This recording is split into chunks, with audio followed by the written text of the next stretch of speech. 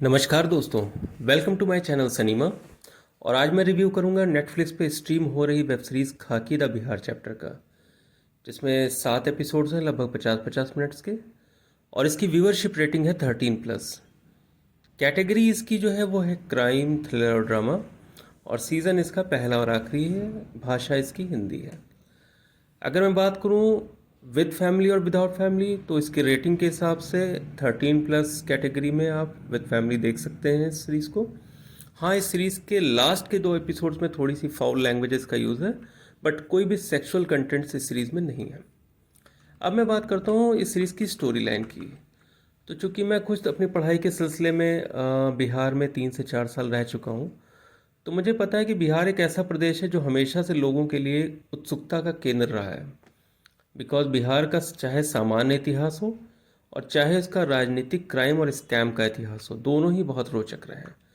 यही वजह है कि बिहार के बारे में जानना, उसको देखना सुनना हमेशा से लोगों के लिए बहुत ही एक्साइटिंग रहा है।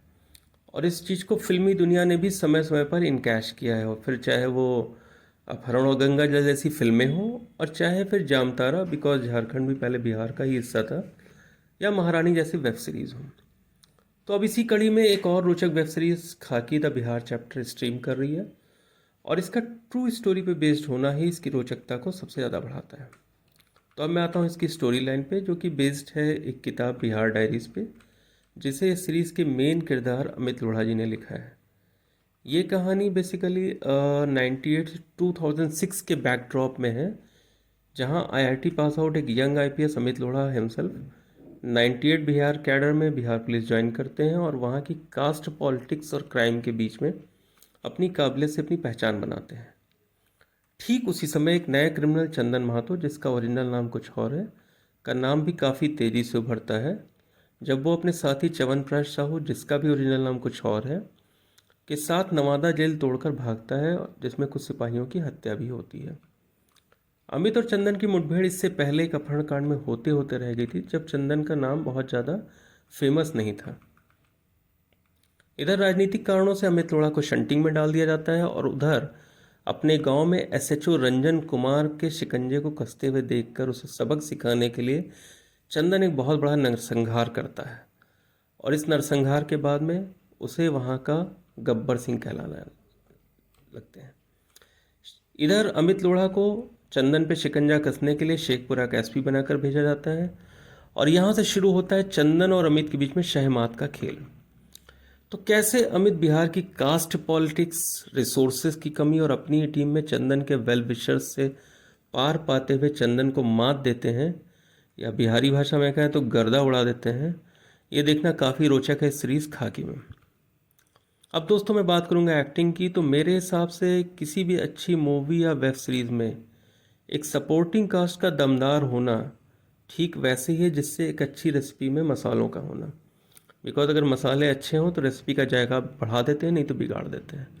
और अच्छी बात है कि इस सीरीज़ में जो सपोर्टिंग कास्ट है बहुत स्ट्रांग है। चाहे वो गुलाल रक्त चरित्र फेम मन्नी सिंह हो, चाहे आशुतोष राणा हो, चाहे अनूप सोनी हो, इन एक्टर्स की प्रेजेंस ने सीरीज़ के स्टैंडर्ड को बढ़ा दिया है। रेस सीरीज़ में मेन कैरेक्टर अमित लोढ़ा जो है, उनका किरदार निभाया है करण ने, जिन्हें हम इससे पहले स्पेशल ऑप्स और कई टीवी सीरीज़ में देख चुके हैं। पर आई एम श्योर कि ये कैरेक्टर उनको नई आइडेंटिटी देगा और उनकी आइडेंटिटी को और भी ज़्यादा मजबूत करेगा। करण ने अपने कूल हेडेड बॉस के रोल को बहुत अच्छे से निभाया है, और उनकी जो एंट्री सीन है वो काफ़ी दमदार है। दूसरा मेन कैरेक्टर है चंदन महातो का, जिसका किरदार बिहार से ही बिलोंग करने वाले अविनाश तिवारी ने निभाया, और डेफिनेटली चंदन के गेटअप से लेकर उनकी एक्टिंग तक सब बहुत ही दमदार है। अब इन सभी मेन कैरेक्टर्स के बीच में अगर हम sacred games fame Bunty Shinde और जतिन सरना की बात ना करें तो बेमानी होगी, जिन्होंने च्यवनप्राश साहू के किरदार को बहुत खूबसूरती से निभाया है। बाकी कैरेक्टर्स भी लाइक मीता देवी, मुखिया, सौम्या, तोला सिंह, इन्होंने भी काफ़ी प्रभावित किया है। और हाँ, छोटे से मगर इम्पॉर्टेंट रोल में रवि किशन अपनी छाप छोड़ जाते हैं। डायरेक्शन की बात करें तो ये सीरीज़ नीरज पांडे का क्रिएशन है, इसलिए उनकी छाप पूरे सीरीज़ में दिखती है। इस सीरीज़ को हालांकि रंगबाज फेम भाव धुलिया ने डायरेक्ट किया है, डेफिनेटली जिनकी भी आइडेंटिटी इस सीरीज़ के बाद लोगों में काफ़ी मजबूत होगी।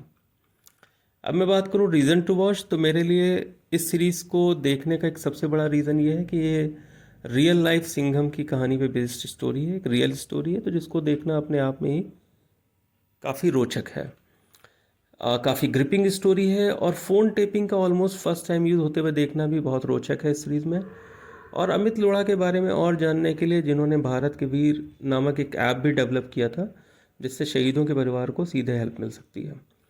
तो कुल मिलाकर मेरे लिए ये सीरीज़ वर्थ वॉचिंग है। इस सीरीज़ को आप ज़रूर देखें, अपने सुझाव और अपने राय हमें ज़रूर भेजें। अपना और अपनों का ख्याल रखें। Take care.